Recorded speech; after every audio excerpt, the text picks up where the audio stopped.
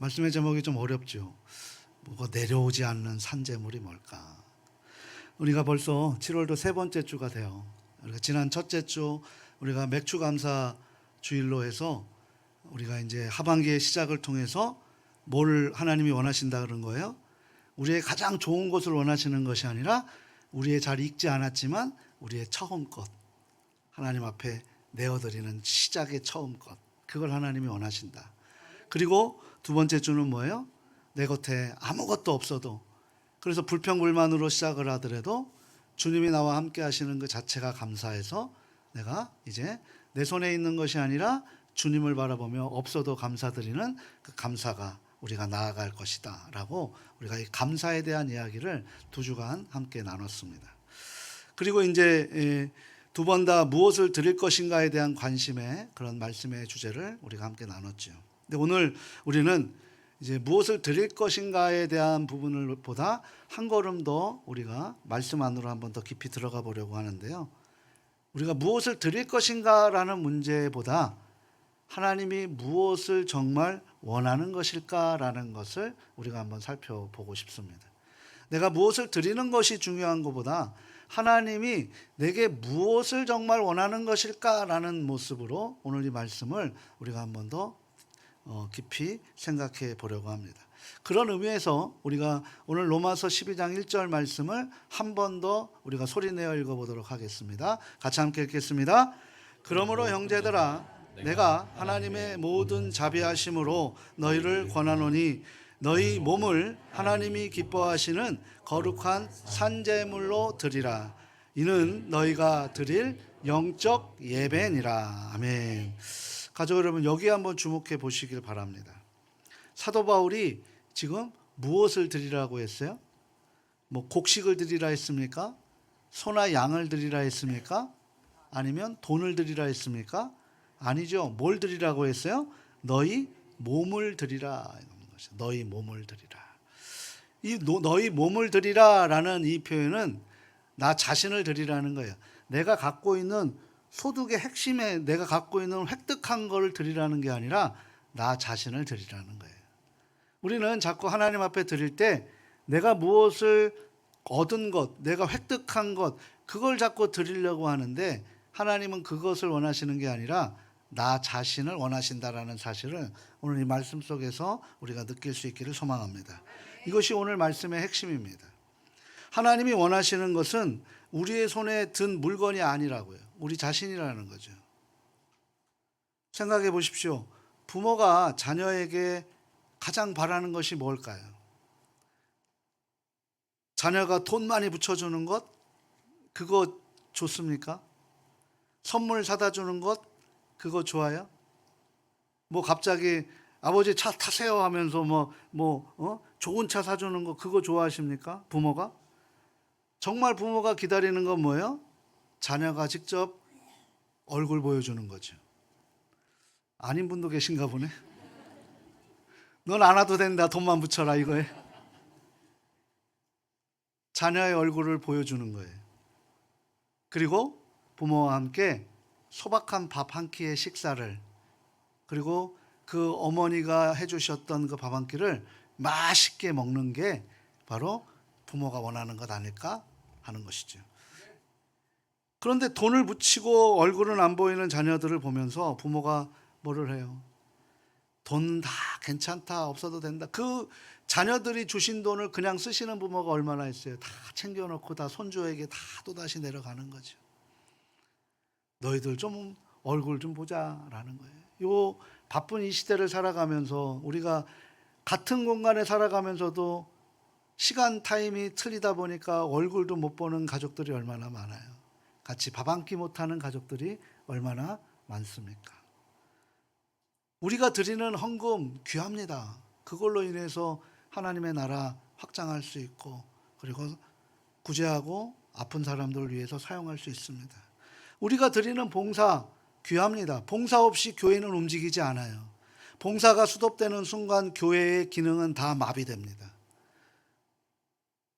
그럴 수밖에 없죠. 헌신이 중요한 겁니다. 그런데 정말 하나님이 기다리시는 것은 뭐냐면 우리 자신이라는 거예요. 기뻐하는 마음, 내가 땀 흘리고 내가 수고해도 그 안에 하나님이 기뻐하시는 그 마음을 하는 거, 억지로 하는 그 헌신 하나님이 기뻐하실까요? 기쁨으로 하는 예배, 기쁨으로 하는 헌신, 기쁨으로 하는 우리의 모든 기도, 이걸 하나님이 기뻐하신다는 거죠. 나 자신을 이야기하는 것입니다. 가족 여러분, 바울이 오늘 본문에서 좀 이상한 표현을 했어요. 쓰지 않는 표현을 했습니다. 그게 뭐냐면 산제물이래요. 산제물. 근데 한번 생각해 보십시오. 제물은 뭡니까? 구약 시대에 제사를 드릴 때 반드시 제물은 어떻게 됐어요?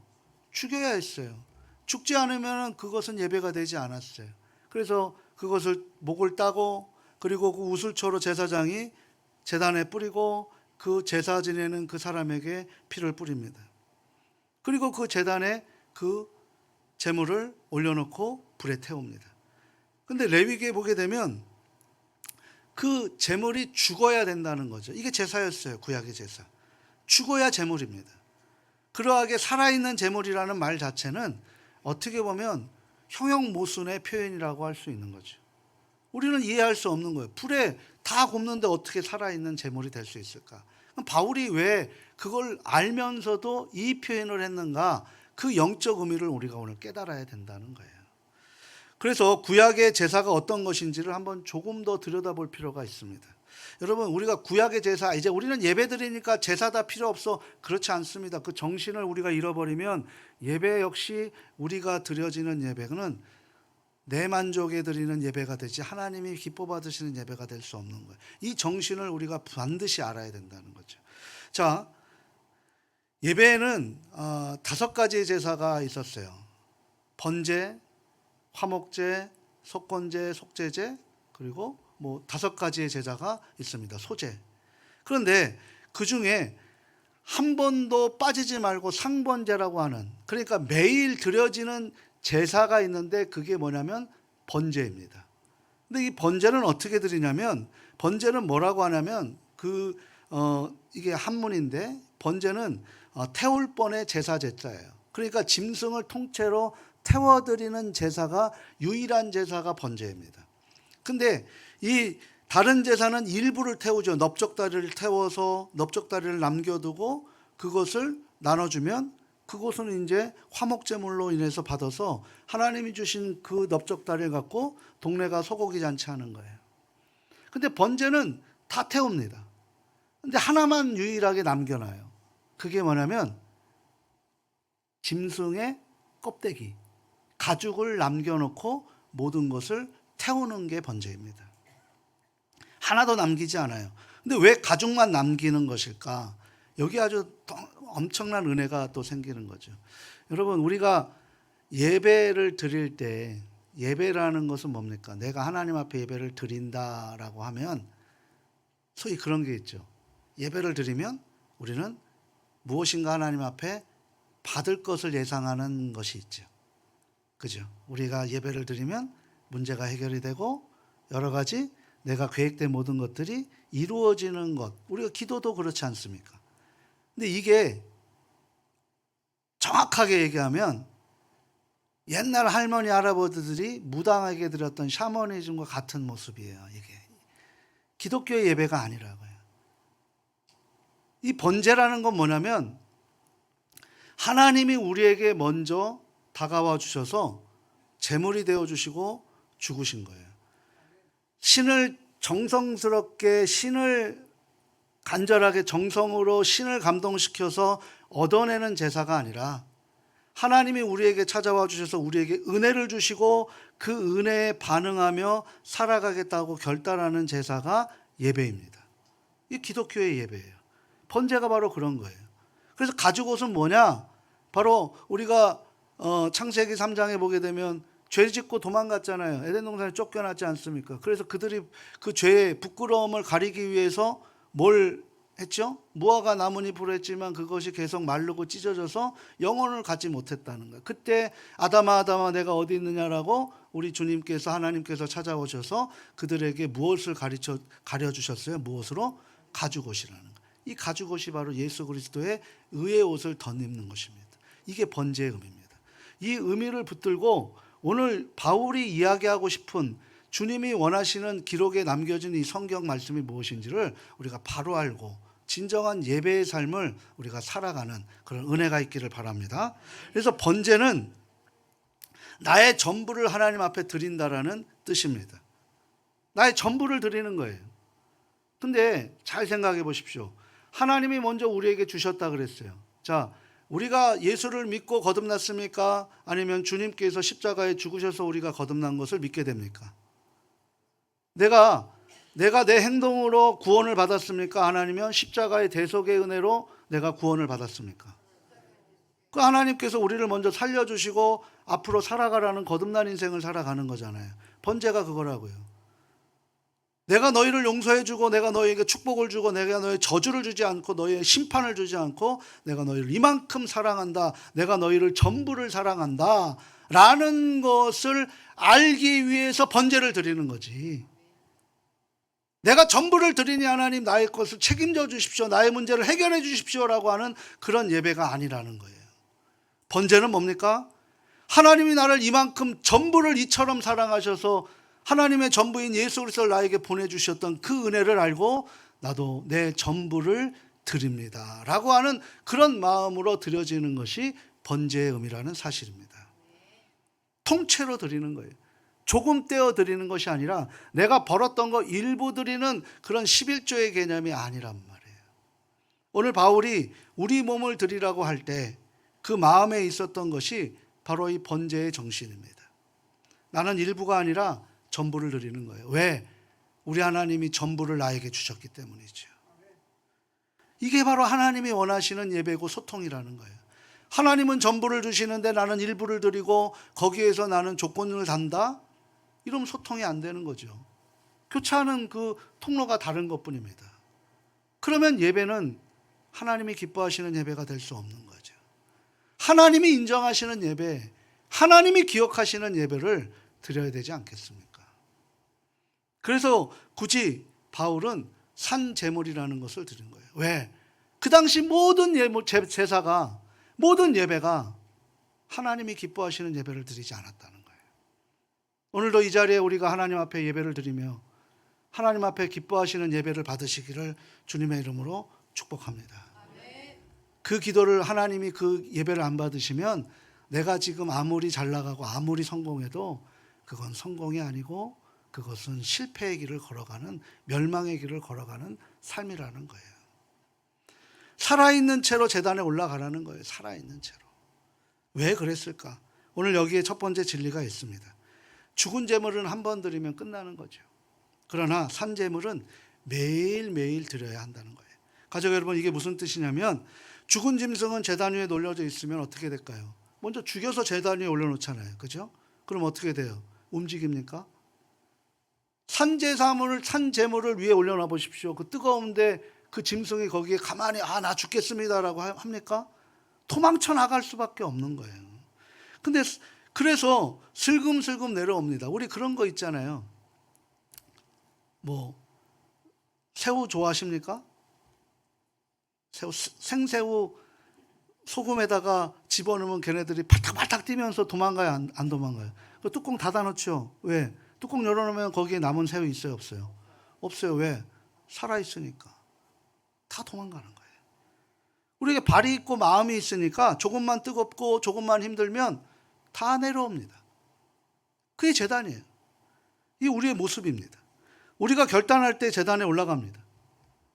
우리 이번에 수련회 하면서 부흥회 하면서 본질로 돌아가자. 그래, 하나님 돌아가겠습니다. 우리가 수련회 하면서 눈물 흘리며 기도했어요. 하나님 그렇게 살아가겠습니다. 우리가 송구영신 때 하나님 이제 내년에는 하나님 뜻대로 살아가겠습니다. 그런데 그 효과가 컨벤션 효과로 며칠이에요? 30%. 3달이면 긴다는 거죠. 우리로 작심삼일이 있다는 거죠. 내가 결단한다고 해서 어느 순간에 나의 모습 속에서 하나님이 나에게 주신 제단을 우리가 슬그머니 내려놓게 되는 거죠. 그래서 상번제라는 것은 날마다 그것을 하나님이 나에게 전부를 주셨던 것을 기억하라. 이게 바로 하루의 시작이라고요. 이게 하루의 시작. 그래서 오늘 하루도 하나님 나에게 주신 이 하루를 하나님 뜻대로 살아가겠습니다라고 결단하며 시작을 하는 거예요. 꼭 새벽 기도를 드리라는 게 아니에요. 새벽을 깨우지 못하는 분에게 이것도 하나의 억압이 될 수 있어요. 하루를 시작할 때 말입니다. 그런 마음이 생기면 새벽 기도 마음도 자연스럽게 나오게 되는 거죠. 억지로 하는 것, 봉사고 희생이고 헌신, 예배, 기도 한계가 있는 거죠. 이 효과가 30%밖에 되지 않는다는 거예요. 다시 어떻게 됩니까? 내 마음대로 내 계획대로 살아가는 거예요. 은혜 받으면 다시 올라갑니다. 올라갔다 내려왔다 올라갔다 내려왔다. 이 신앙생활이 바로 우리들의 현실이라고 하는 거죠. 사실 저도 그렇습니다. 산재물의 어려움이 바로 여기 있습니다. 산재물은 자꾸 제단에서 걸어 내려옵니다. 왜? 뜨거우니까, 힘드니까, 아프니까 내려옵니다. 그래서 오늘 제목을 이렇게 붙였습니다. 내려오지 않는 산재물입니다. 산재물은 다 내려오라고 하는데 내려오지 않는 산재물, 그게 저와 우리 가족들이 될 수 있기를 주님의 이름으로 소망합니다. 하나님이 원하시는 것은 하루 뜨겁게 올라갔다가 다음날 내려오는 그런 재물이 아니라는 거죠. 매일 그 자리에 머무른 재물입니다. 그런데 가족 여러분, 우리가 여기서 오해하지 말아야 할 것이 있습니다. 사도 바울은 우리의 몸이 성령의 전이라고 그렇게 말씀했죠. 몸을 드린다라는 것은 뭐예요? 우리의 삶에서 모든 일이 하나님 앞에 드려진다라는 것입니다. 내 손으로 하는 일, 내 발로 걸어가는 곳, 내 입으로 선포된 말들, 그리고 내 눈으로 보는 것들이 전부를 하나님 앞에서 그렇게 드린다라는 거죠. 그러니 몸으로 드리는 예배는 특별한 사람만, 은혜 받은 사람만 하는 것이 아니라 밥을 짓는 손, 일터에서 가는 발, 자녀를 안아주는 팔도 다 예배의 한 부분이 될 수 있다는 사실입니다. 그런데 가족 여러분, 우리는 한번 정직하게 한번 돌아보시기 바랍니다. 우리는 왜 자꾸 그 제단에서 내려오려고 할까요? 그 제단을 아는 것은 주님은 절대로 한 번도 그 제단에서 내려오지 않았어요. 저는 저 십자가를 바라보면서 항상 그 얘기를 합니다. 왜 저 십자가를 강단 안에다 세웠을까? 저 십자가에 주님이 나 대신 죽으셨던 그 자리를 한 번도 내려오지 않으시고 우리를 사랑으로 품으셨다라는 사실을 우리가 날마다 기억하는 그 제사가 바로 번제라는 거예요. 근데 솔직히 말씀드립니다. 우리는 헌금을 드릴 수 있습니다. 봉사도 할 수 있습니다. 내게 주어진 시간을 얼마쯤 떼어드릴 수도 있습니다. 그런데 나 자신을 통째로 드리는 것은 정말 어렵습니다. 왜 그렇습니까? 내 삶의 주도권만은 내가 쥐고 싶기 때문입니다. 하나님, 헌금 드리겠습니다. 봉사도 하겠습니다. 그런데 내 인생의 운전대는 제가 잡겠습니다. 이것이 바로 우리 마음의 솔직한 소리입니다. 이것이 무엇입니까? 우리 안에 있는 뿌리 깊은 자기중심성이에요. 우리가 저 십자가의 주님을 바라보지 않으면 우리가 그런 모습이 있다는 거죠. 제가 이렇게 표현합니다. 우리 주님이 우리에게 바라시는 것이 뭘까? 주님은 우리에게 보여주시고자 하시는 것이 뭘까요? 우리의 모든 기도 제목을 갖고 있는 그 능력의 손일까요? 아니에요. 나를 사랑하셔서 나를 죽음에서 건져내신 십자가의 모습을 보여주고 싶으신 거예요. 그러면 우리 하나님이 우리에게 보고 싶은 것은 뭘까요? 우리가 드려지는 헌신, 우리가 드려지는 헌금? 아닙니다. 우리의 삶 전체를 하나님이 받고자 하시는 거예요. 왜? 하나님이 우리에게 전부를 주셨기 때문에 전부를 받고자 하시는 자격이 된다는 거죠. 이게 번제의 정신입니다. 이 정신을 모르고 우리가 예배를 드리면 여전히 우리는 샤머니즘적인 예배의 기복적인 신앙으로 우리가 그 굴레에서 벗어날 수 없는 그런 상황이 전개된다는 거죠. 내 뜻대로 할 수 없는 자리가 바로 그런 것입니다. 그래서 우리는 은혜 받을 때만 올라가지만 막상 그 자리가 좀 뜨거워지고 고되면 그 자리를 여지없이 내려오게 됩니다. 하나님, 이건 좀 아닌 것 같습니다. 이 정도까지는 못하겠습니다. 하나씩 하나씩 발을 떼어 버립니다. 근데 우리 주님은 죽으시는 그 순간까지도 저와 우리를 위해서 한 번도 그 자리에서 발을 떼신 적이 없다는 사실입니다. 가족 여러분, 이 사실 앞에 이 말씀을 준비하면서 저는 저부터 주님 앞에 부끄러웠습니다. 왜요? 저도 수시로 그 제단을 내려왔던 사람이기 때문입니다. 하나님께서 이 교회에 2019년도에 저를 보내주셨고, 또 이중기 목사님 이후로 이대 목사로 지금 또 시작하면서 가장 먼저 시작했던 게 또 코로나의 3년 기간의 고통의 순간이었습니다. 목회와 방향, 실천, 저에게도 하나님 주신 뜻이 있었기에 그것을 계획하다 준비하다 보니까 현실에 부딪히고 마는 거죠. 목사 혼자 될 수 있는 게 없잖아요. 함께 만들어 가야 되는 거죠. 이번 권사에, 이번 세미나 권사님들 다 참여하십시오. 권사님들이 어떤 일을 해야 되는지를 명확하게 알려드리겠습니다. 그래야 교회가 삽니다. 그런데 어려운 상황이나 난해한 문제 앞에 봉착되었을 때 하나님 앞에 지혜를 구해야 되는데 오히려 상황과 사람을 바라보면서 그 일을 시작하기가 더디되고 두려워서 슬금없이 내려놓은 적이 한두 번이 아닙니다. 또 이거 하지 마십시오, 그렇게 하시는 분들도 계셔서 또 못한 적도 있습니다. 그런데 신기하게도 하나님의 말씀을 날마다 준비하면서 말씀이 저에게 이 연약하고 부끄러움을 들춰내기라도 하듯 하나님의 말씀에 책망이 들어오는 거예요. 너는 왜 말씀을 전하는 네가 왜 두려워하느냐? 왜 주님 안 바라보고 왜 폭풍 바라보면서 자꾸 물속에 빠지느냐? 라고 하는 그런 하나님의 그 책망이 저에게 찔림이 되어서 주님 앞에 다시 새벽에 무릎을 꿇고 죄송하다고 회개하는 그런 기도가 한두 번을 한 적이 아닙니다. 그런데 상황과 사람에 흔들릴 때마다 저에게 이런 찔림으로, 솔직히 말씀은 찔려야 돼요.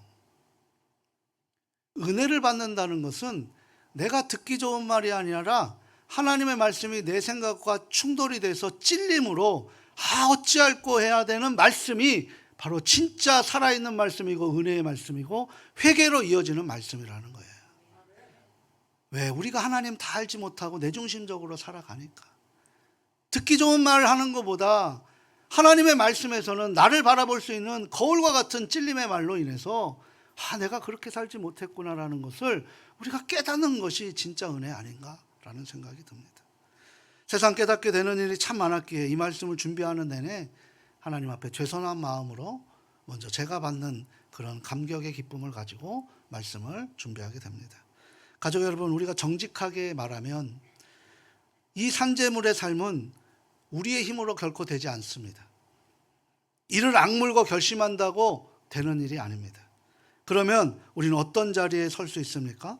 우리가 오늘 반드시 봐야 할, 우리가 놓쳐서는 안 될 한 단어가 있는데 그 단어가 뭐냐면 바로 12장 첫 번째 첫 단어입니다. 뭡니까?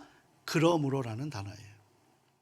이 그러므로라는 단어를 만나면 뭐를 해야 돼요? 이것은 종속 접속사입니다. 그 앞에 있는 모든 것들을 확인해서 그러므로가 되는 것이죠. 그러면 로마서 12장 앞에 무엇이 있었습니까? 로마서 1장서부터 11장까지 있었어요. 로마서를 구분하게 되면 1장서부터 11장까지는 이론편입니다. 그리고 12장서부터 16장까지는 그렇게 살아가겠다는, 복음의 근거로 그렇게 살아가겠다는 실천의 결심편이 되는 거죠. 그러면 로마서 1장서부터 11장까지는 무슨 내용이 있습니까? 복음이라는 거죠. 하나님의 마음, 하나님 나라가 들려져 있습니다. 그건 뭡니까? 다 죄인이라는 것이에요. 이 땅에 의인은 하나도 없다는 것입니다. 그런데 우리가 아직 그 죄인 되었을 때에 그리스도께서 우리를 위하여 죽으셨다는 것, 우리가 하나님을 찾은 것이 아니라 하나님이 우리를 찾아오셔서 우리에게 먼저 사랑을 선포하셨다는 것, 값없이 그 은혜로 우리를 구원하셔서 우리가 지금은 죽어도 죽지 않고 살아도 영원히 사는 그런 거듭난 인생으로 하나님의 백성이 되었다는 것, 이게 놀라운 복음이 11장 내내 펼쳐져 있어서 복음의 핵심장이라고 그렇게 로마서를 평가하기도 합니다. 그리고 나서 12장 1절에 뭐라고 합니까? 그러므로로 시작이 되는 거죠. 그러므로라는 건 앞에 바울이 무슨 말을 덧붙입니까? 하나님의 모든 자비하심으로 너희를 권하노니입니다. 보십시오, 가족 여러분. 복음에는 순서가 있어요. 하나님의 자비가 먼저입니다. 우리의 헌신이 먼저가 아닙니다. 우리의 헌신이 먼저가 되면 우리는 조건을 달게 됩니다. 그것은 하나님과 거래된 관계입니다. 그런데 하나님의 사랑이 먼저, 자비하심이 먼저라면 그 안에 속해지는 거예요. 그래서 그 주님의 일이 내 일이 되어버린다는 거죠. 우리가 몸을 드리는 것, 하나님의 사랑을 먼저 얻기 위한 조건이 아닙니다. 이미 받은 그 놀라운 자비하심에 대한 반응이 바로 그러므로의 우리의 삶의 실천이 되어야 된다는 사실입니다. 이것이 왜 중요하냐면 이 순서가 바뀌면 우리의 신앙은 기복신앙이 되어버리는 거예요. 신앙이 무너지게 되어버립니다. 어제 아무리 은혜를 받고 어제 아무리 헌신을 해도 오늘 이 순서가 바뀌어버리면 우리는 하나님과 무관한, 하나님과 관계없는, 그러면서 나는 구원받았다라고, 나는 하나님과 깊은 관계가 있고, 나는 예배자라고, 나는 그리스도인이라고 우리 스스로가 자기 당착에 빠져서 그렇게 신앙생활하고 그것이 죽는지 사는지도 모르게 살아가는 사대교회가 그렇잖아요. 교회가 부흥합니다. 그런데 그 부흥 속에서 뭐라고 합니까?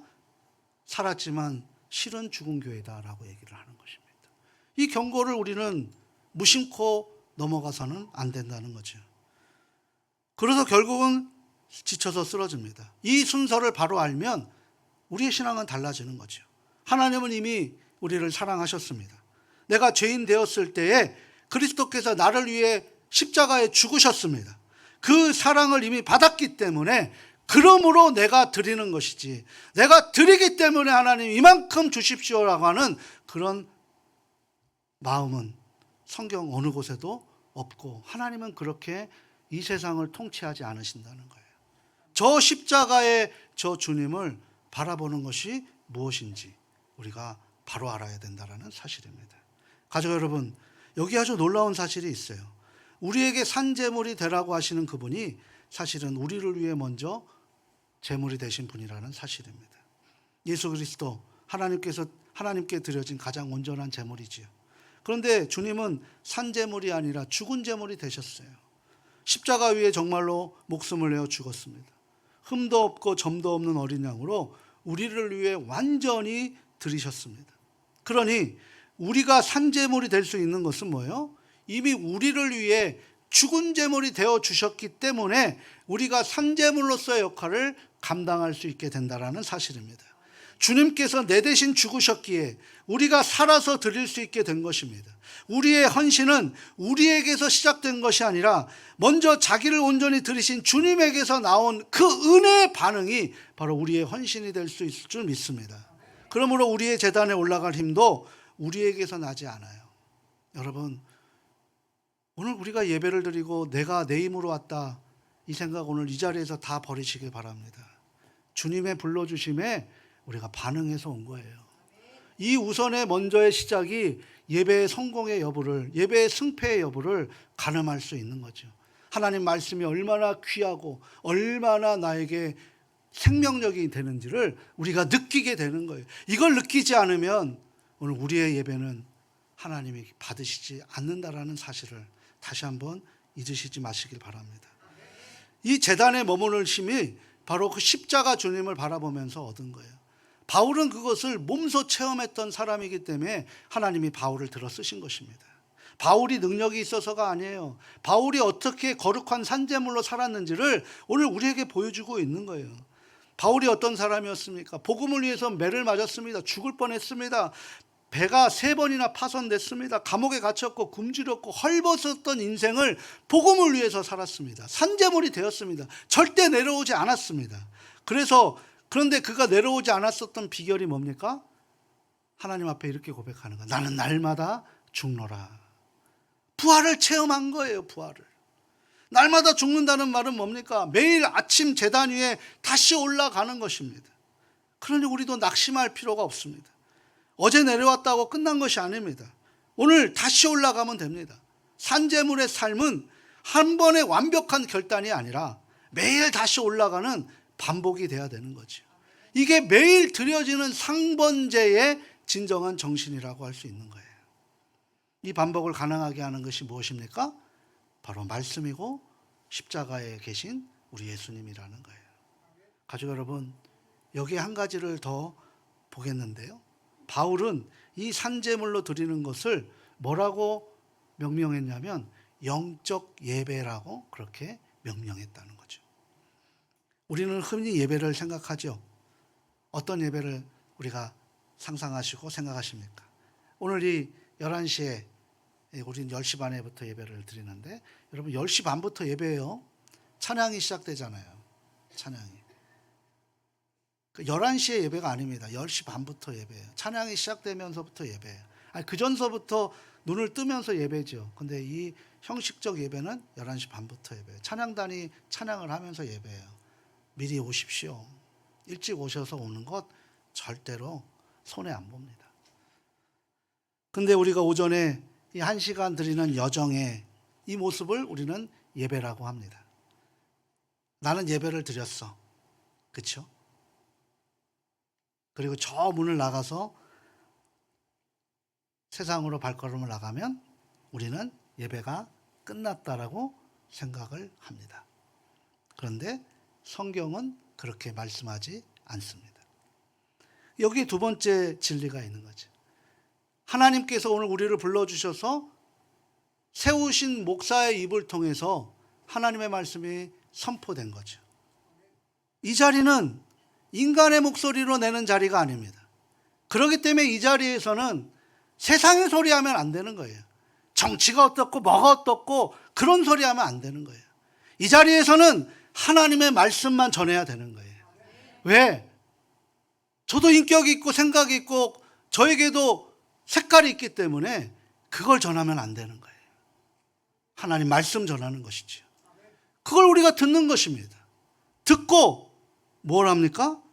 저 문을 나가는 순간서부터 이제 들은 예배를 가지고 삶으로 예배가 시작이 되는 거예요.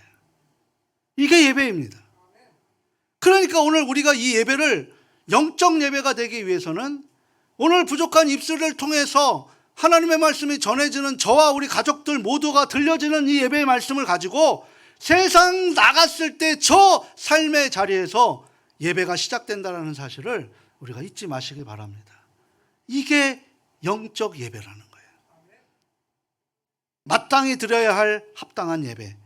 한 가지 더 있죠. 이치에 맞는 지극히 합리적인. 이게 무슨 말입니까? 우리가 몸으로 드리는 것이 감정에 북받쳐서 충동적인 결심이 아니라는 거예요. 오히려 우리 받은 은혜를 가만히 생각해 보면 나 자신을 드리는 것이 가장 이치에 맞는 결론이다라는 거죠. 왜? 하나님이 우리에게 전부를 주셨기 때문이죠.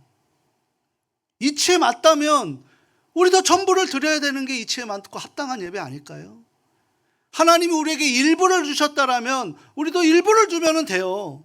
근데 하나님은 우리에게 전부를 주셨다고요. 하늘 보좌 우편 다 버리고 이 낮은 땅에 오셔서 나를 위해 십자가에 죽으셨단 말이에요.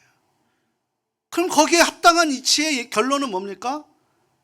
하나님이 다 주셨기 때문에 우리도 다 드려야 되는 것이죠. 이게 소통입니다. 이 소통이 있어야 형통한 인생이 되는 거예요. 근데 우리의 삶의 자리에 어떤 예배자가 될까요? 그러면 예배 자리가 될까요? 이제 내일 되면 우리는 월요일이라 그래요. 우리 직장인들 월요병 있잖아요. 무겁습니다. 몸을 일터를 나가는 그 예배의 자리. 근데 그게 예배의 자리라는 거죠. 마음에 들지 않는 사람을 만나서 거부하고 피하고 가는 게 아니라 그 사람을 만나서 참고 복음을 위해서 웃어주고 같이 이야기하는, 내가 좋은 사람들만 모여서 그렇게 살아가는 것이 하나님이 기뻐하시는 게 아니라 나에게 불편한 사람, 나에게 힘든 사람, 그 사람에게 복음을 전하기 위해서 먼저 된 우리가 그 사람들을 위해서 함께 그 자리에 서고 그들을 위해서 내 시간과 내 헌신과 내 돈을 허비할 수 있는 것. 이게 하나님이 원하시는 영적 예배라는 거예요. 내가 좋아하는 사람과 내가 마음 맞는 사람과 그렇게 재미있게 살아가면서 복음이 전도되지 않으면 하나님이 원하시는 예배가 될까요? 집에서 아무도 알아주지 않는 일을 묵묵히 감당하는 자리가 바로 하나님이 원하시는 예배의 자리라는 거죠. 세상이 안 알아줘도 하나님이 기억하시면 예배 자리가 아닐까요? 그게 하나님 진정한 영적 예배 아닐까요? 나이 들어서 몸은 예전 같지 않지만 그래도 새벽에 나와 교회를 위해서 또 목회자를 위해서 가족들을 위해서 기도하는 자리, 그 자리가 바로 우리의 예배의 자리입니다. 우리가 살아가는 모든 자리, 우리의 몸이 있는 자리가 다 제단이 될 수 있다는 거예요. 그러니 예배를 이 예배당 안에 가두지 마십시오. 우리의 몸이 가는 곳이 제단이 되는 줄 믿습니다. 중요한 거는 그 제단에서 내려오지 않는 거예요. 내가 힘들다고, 내가 어렵다고 그 자리를 회피하지 않는 거예요. 우리 주님은 죽음의 자리를 회피하지 않으셨어요. 주님도 고통스러웠습니다. 엘리 엘리 라마 사박다니, 나의 하나님 어찌하여 나를 버리시나이까. 그 고통 아프셔서 절규하셨습니다. 피눈물을 흘리셨습니다. 그럼에도 불구하고 그 자리에서 내려오지 않았던 것은 저와 여러분을 살리시기 위한 그 감격과 감동이 크기 때문에 라는 사실이죠. 그것을 알고 우리가 상번제의 의미를 안다라면 오늘 우리가 드려지는 모든 삶의 자리가 바로 하나님께 온전하게 드려지는 예배의 자리가 되어야 될 줄 믿습니다. 오늘 우리가 이런 마음으로 살아가시길 바랍니다. 사랑하고 소중하고 존경하는 가족 여러분, 우리 이번 주부터 우리 교회학교, 우리 영유아 유치부서부터 이제 한 주 동안, 다음 한 주까지 수련회와 성경학교가 진행이 됩니다. 그런데 우리는 특별히 우리 중고청 수련회를 지난주와 작년서부터 좀 다르게 우리가 진행되고 있죠.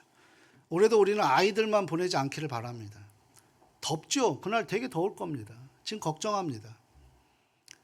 습할 수도 있고, 지금 뭐 소위 얘기해서 지금 원래 이 장마가 6월에 끝나야 되는데 7월에 지금 있습니다. 이게 이상 기후입니다. 아마 그날도 더울 수 있습니다. 그래서 저는 정말 기도합니다. 하나님 너무 덥지 않게 해주십시오. 그 자리는 고생하는 자리예요. 근데 우리 아이들만 보내놓고 우리는 그냥 여기서 기도만 한다라는 것, 우리가 작년서부터 그러지 않았습니다. 그 작은 교회 헌신하고 그 교회 지금 일손이 없어갖고 무너지고 있는데 우리가 페인트라도 좀 칠해주고, 그리고 그곳에 있는 교회 부흥하게 하기 위해서 그곳에 있는 마을단체를 통해서 아이들, 그 어른들을 위해서 삼계탕 대접해주며 그 뜨거운 자리, 그 불편하고 고된 자리 우리가 작년에 가면서 다 기쁨으로 했습니다. 올해도 할 겁니다. 강요할 수 없어요. 와야 됩니다 하는 게 아니라 이 제단 앞에서 우리가 한번 살펴보자는 거예요. 내가 좀 땀을 흘리고 내가 좀 습하고 내가 좀 힘들다고 그 자리 회피하고 내려오시겠습니까? 우리 주님이 그렇게 하지 않으셨다는 거죠. 7월 28, 29, 30인데 그 28일 화요일 날 우리가 그 교회 가서 함께 만들어 가려고 해요. 기관들이 한번 지금 얘기했습니다. 근데 아직까지 나도 가겠다라는 말씀들이 없어요. 애들만 보내고 그냥 그곳에 애들에게 본을 보여야 되지 않겠습니까? 이게 바로 거룩한 산제물의 의미라는 거예요. 어떤 목사님이 다음 세대라는 그런 표현이 다음 세대, 다른 세대, 이게 조금 와닿지 않습니다라고 얘기해서 우리 교회는 이 표현을 다음 세대에게 합니다라고 얘기하는데 정말 저는 와닿았어요. 저도 이 의미를 오늘 선포하고 그렇게 우리도 그렇게 명명했으면 좋겠습니다. 다음 세대가 아니라 우리보다 더 나은 세대, 더 나은 세대를 위해서 우리가 본을 보이는 거예요. 우리 오늘 권사에서 그 말씀을 드릴 것입니다. 우리 장로님들도 마찬가지, 우리 집사님들도 마찬가지. 다음 세대, 더 나은 세대를 위해서 우리가 예배 헌신하는 거예요. 우리가 예배 자리 지키는 거예요. 우리가 그 제단, 우리에게 주신 제단, 우리가 나오는 거예요. 바쁘고 힘들죠. 안 바쁜 사람이 어디 있습니까? 그럼에도 불구하고 우리가 그 제단을 지키는 것, 그게 더 나은 세대를 위해서 우리가 본을 보이는 삶이 될 줄 믿습니다. 이것이 바로 하나님이 원하시는 영적 예배라는 사실이죠. 가족 여러분, 하나님은 우리에게 대단한 것을 요구하지 않습니다.